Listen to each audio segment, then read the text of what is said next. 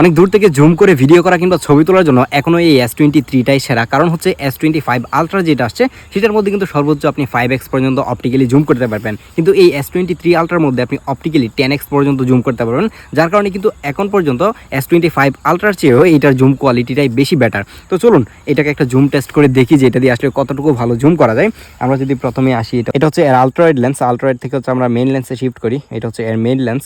দেন হচ্ছে 3x যে telephoto লেন্সটা রয়েছে এইটা, এবং এটা হচ্ছে 10x পেরিস্কোপ জুম লেন্স। তো এই 10xটা কিন্তু অপটিক্যালি জুম হচ্ছে, যেটা S25 আলট্রার মধ্যে 10x কিন্তু ডিজিটালি জুম হয়। তো এটাকে যদি আমরা ডিজিটালি জুম করতে চাই, এই যে দেখেন ডিজিটালি কিন্তু এটা 100x পর্যন্ত জুম হচ্ছে।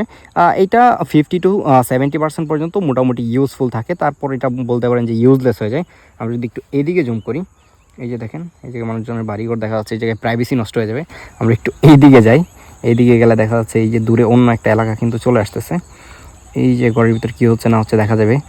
যদি এটাকে বেশি জুম করে ফেলি তখন আবার মানুষের প্রাইভেসি নষ্ট হয়ে যাবে। তো যারা জুমের জন্য ভালো একটা ফোন খুঁজতেছেন, বাজেট আপনার 1 লাখ টাকার উপরে যাচ্ছে না, আপনার বাজেট অনেক কম, যেরকম অ্যারাউন্ড 70,000 টাকা প্রাইস রেঞ্জ আপনার বাজেট রয়েছে, তো আপনি চাইলে কিন্তু S23 আলট্রাটা এখন ট্রাই করতে পারেন।